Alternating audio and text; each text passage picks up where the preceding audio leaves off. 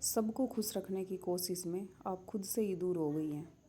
आप सिर्फ 2 मिनट निकालिए, ये वीडियो आपके लिए ही है। तो हेलो दोस्तों, नमस्ते। आप सबका स्वागत है मेरी हाउसवाइफ सीरीज़ की 3rd डे में।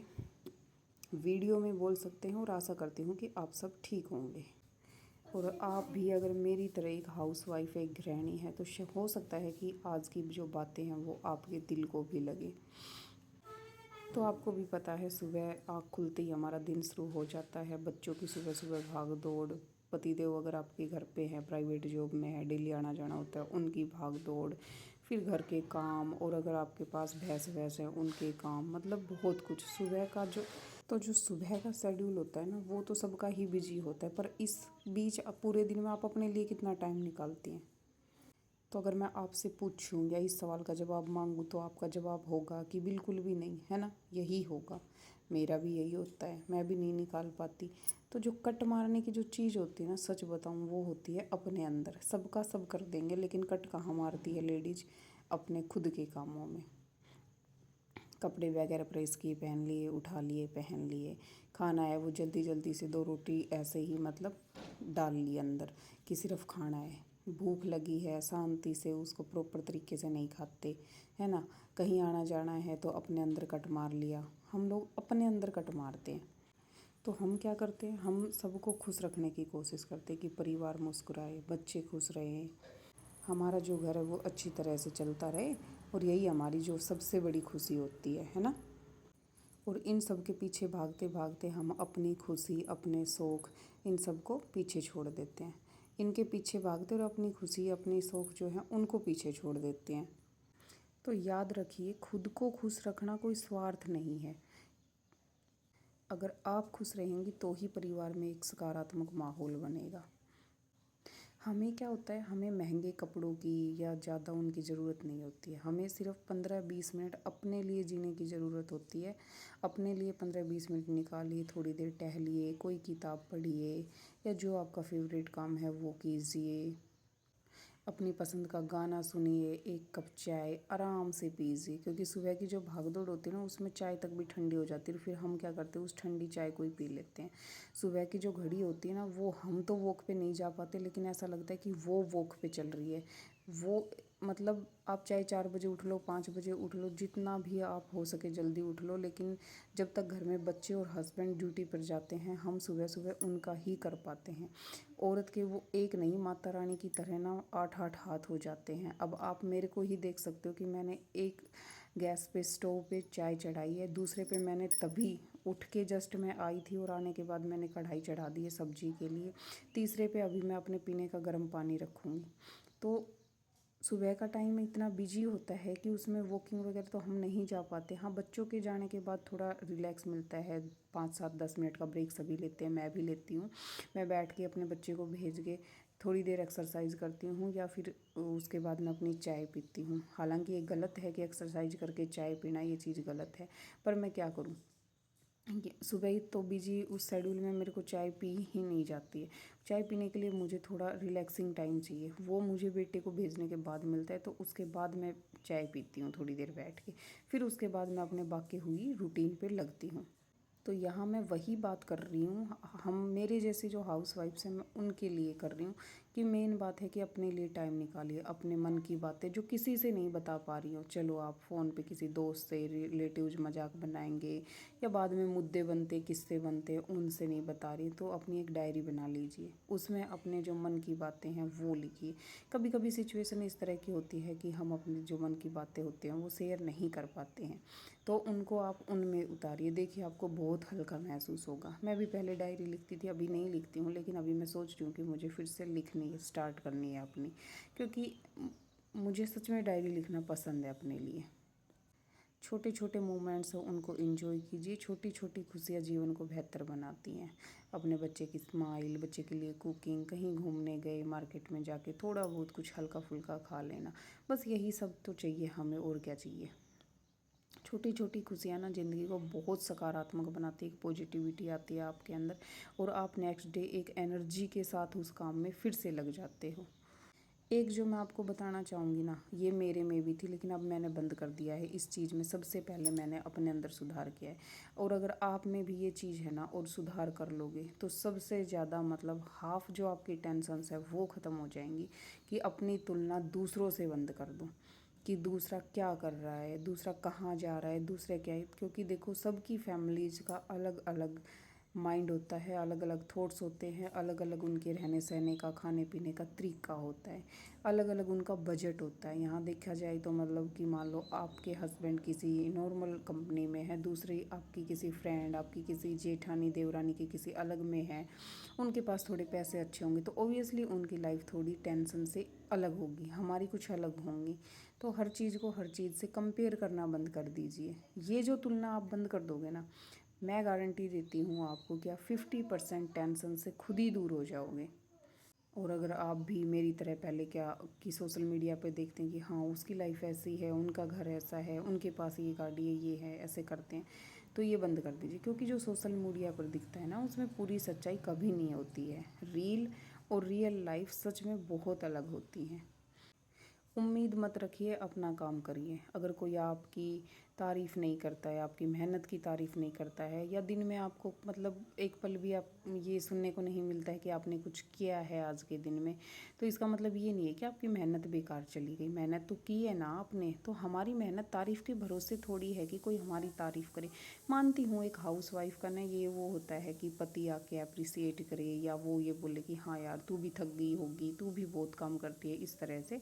लेकिन हर हाउसवाइफ़ के या हर हाउसवाइफ़ को इस तरह का समझदार हस्बैंड नहीं मिलता है।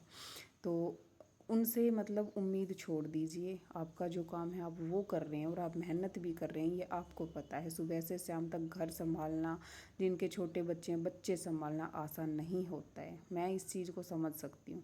तो आप वहाँ पे ना उम्मीद छोड़ दो बस। जहाँ आपने उम्मीद छोड़ दी, आप खुद से खुश रहना शुरू हो जाओगे। अपने ऊपर विश्वास रखो। हमें क्या करना है, हम ना अपना विश्वास बड़ी जल्दी खो देते हैं। वो नहीं करना है, अपने ऊपर विश्वास रखो। आपको कुछ नया सीखना है, आप वो सीखो। देखो दिन में ना मिलते तो 24 घंटे ही हैं, 24 के 28 तो होने वाले हैं नहीं। हाँ, यहाँ आप कट मार सकते हो। जो हम सबके पीछे भागते भागते कट मारते ना, वो हमारे लिए नुकसानदायक, उसमें हम खुद को खो देते हैं।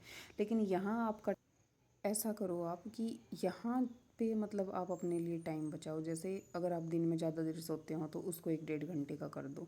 ज़्यादा देर फ़ोन स्क्रॉल करते हो तो उसको कम कर दो, और अपना कोई चीज़ सीखो, कोई सिलाई सीखो, कोई हॉबी है, कोई स्किल सीखनी है वो सीखो।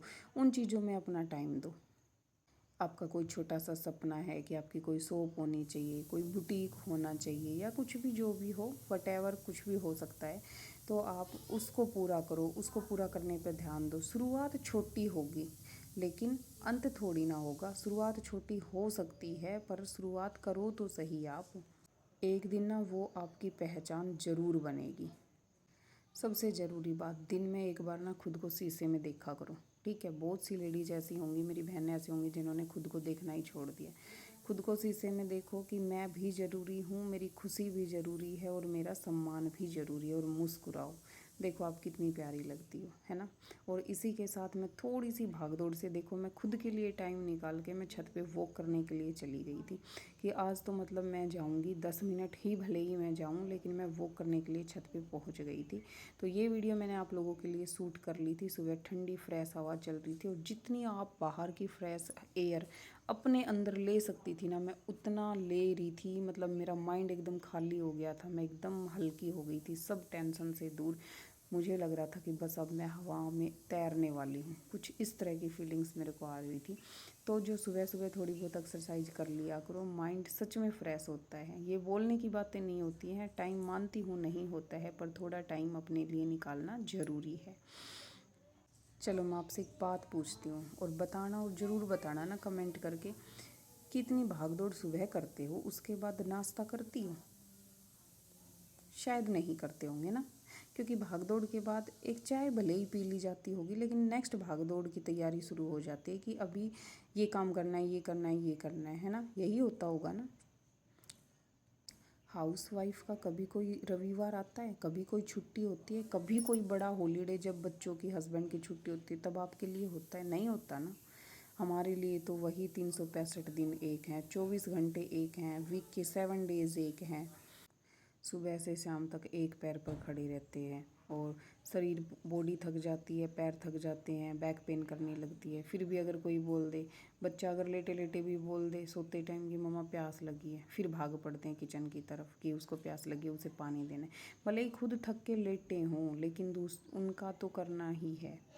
मैं बच्चों की नहीं कह रही हूँ, पूरा घर आप संभालते हो, लेकिन इतना सब करने के बाद और कोई अगर ये कह दे कि तुम करती क्या हो, तो यकीन मानिए ये बात ना दिल को बहुत चुभती है, सच में बहुत चुभती है। आपकी जो मेहनत है ना, वो किसी नौकरी से कम नहीं है, बस फ़र्क इतना है कि हमारी नौकरी की सैलरी नहीं मिलती है ना। अगर आप एक दिन घर का काम छोड़ देना, यकीन मानिए पूरे घर का सिस्टम हिल जाएगा।